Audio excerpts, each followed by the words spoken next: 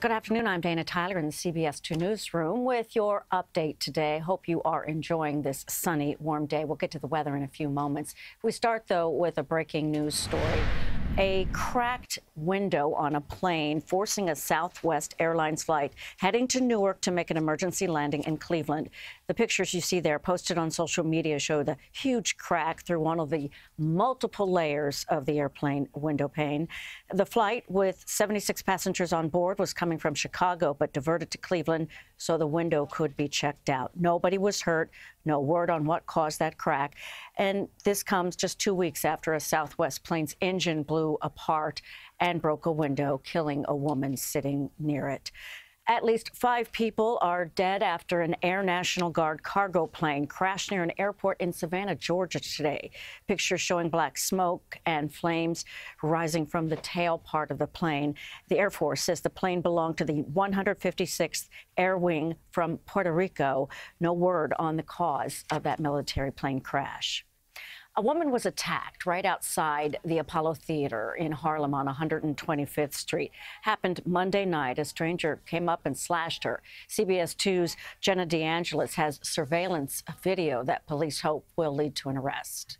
It looks like just normal foot traffic outside Harlem's Apollo Theater. But if you look closely, you can see a man walk past a woman, appear to take something out of his mouth, turn around and lunge towards her. Police say he slashed the right side of her face. She got hit right over here. Bajam Kuzniki says the 48-year-old victim is his cousin. He saw the newly released surveillance video from police for the first time this morning.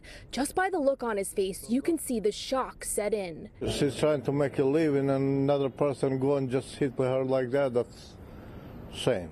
He tells us the mother of 2 lost her husband about 2 years ago and cleans buildings to provide for her family. He says she was just going from one cleaning job to another just after 8 Monday night, walking on 125th Street when the suspect came after her. What would you say to the person that did this to her? Well, that's very shame, you know, very shame. Somebody in the street, hit somebody like that, that's very bad. Police believe the attack was random and unprovoked, which makes family even more concerned that the suspect is still out there. I hope the police gonna catch him, you know, because it happened to her, will happen to someone else too. The woman was taken to Harlem Hospital, where a source says she needed 7 stitches. Her family members say she's still here, but is doing okay. In Harlem, Jenna DeAngelis, CBS 2 News. A stunning robbery caught on camera. Take a look at the video showing a 17-year-old being ambushed and robbed of his sneakers. This is Saturday morning in Flushing, Queens. You can see 3 suspects lifting the victim up, knocking him to the ground. Along with the shoes, police say the robbers also stole the teenager's wallet, making off with about $100 and a debit card. They made their escape in a white sedan. A veterinarian accused of smuggling drugs inside the bodies of live puppies. The DEA says Andres Lopez Alares was part of a drug trafficking ring in Colombia that surgically implanted packets of liquid heroin in the puppies' abdomens. He was arrested in Spain, where he'd been hiding for the past decade, and extradited back here. The 38-year-old veterinarian faces up to life in prison if convicted. And the bear that we've been following for the first couple of days this week, it was finally caught after that 2-day scare in New Jersey neighborhoods. Chopper 2 spotting the animal running through several yards, at one point coming just feet away from a man who didn't realize the bear was right there in his yard. Animal control officers finally tracked the bear down in Ridgewood yesterday, shot it with a tranquilizer dart. The bear will be released back into the woods of western New Jersey. This weather we're having has taken quite a turn. There is beautiful Central Park, and as the trees' leaves begin to get more green, a little bit late they're here, but they're here. CBS2's John Elliott takes a look at our great temperatures we finally are getting. John? Wow. It's hot out there. I mean, you never see something I like to call casual, John. But, I mean, just in honor of the weather.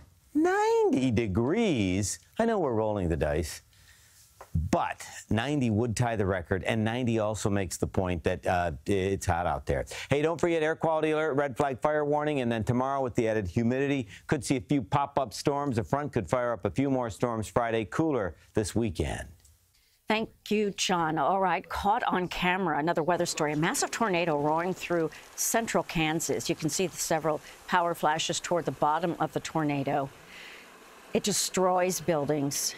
This whole area north of Wichita. Several storms passing through the Midwest today are also bringing strong winds and hail to parts of Kansas, Nebraska, and Oklahoma. In Pennsylvania, an update on the arrest of 2 black men at a Starbucks in Philadelphia. The men have agreed to a settlement with the city. Rashawn Nelson and Dante Robinson will receive $1 each, and the city has promised to set up a $200,000 program to help young entrepreneurs. The men were arrested April 12th and accused of trespassing after waiting for a friend at the Starbucks without buying anything. Teaching children about their privacy in the digital age has become much more important and crucial. There's a New Jersey school that's making it part of the curriculum. Here's Meg Oliver. What is privacy? How does privacy affect my life as a child? At St. Michael's School in Union, New Jersey, the students are social media savvy and already engrossed in a digital world. How many of you feel you can't live without your phones? And how old are you? I'm 10. You're 10 and you feel like you can't live without your phone.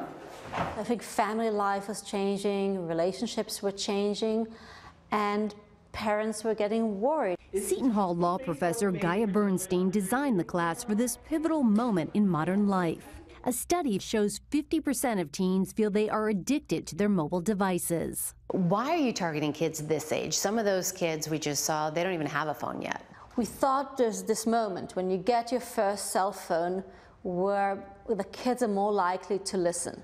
More likely to listen, start talking, and hopefully begin to understand how their actions online can impact their daily lives. Some of that information never goes away. So you should always keep in mind the consequences of sharing the information. Then this slime is a butter slime. 11-year-old Ava Zazali graduated from the class earlier this year. She got her first phone a few months ago and already has 3 Instagram accounts, one solely for slime. The most important thing I learned was probably to be aware that some of the stuff you post affects other people. So now maybe you take a moment before you post something and you think, is this safe? Yeah. To graduate, the students had several homework assignments. One was to turn their phone off for an entire weekend. They also had to track how much time they spent on the phone. Meg Oliver there. I'm Dana Tyler. See you later today on CBS2 News at 6. Of course, follow us all afternoon, all the time, online and on social media. Have a great day in this great weather.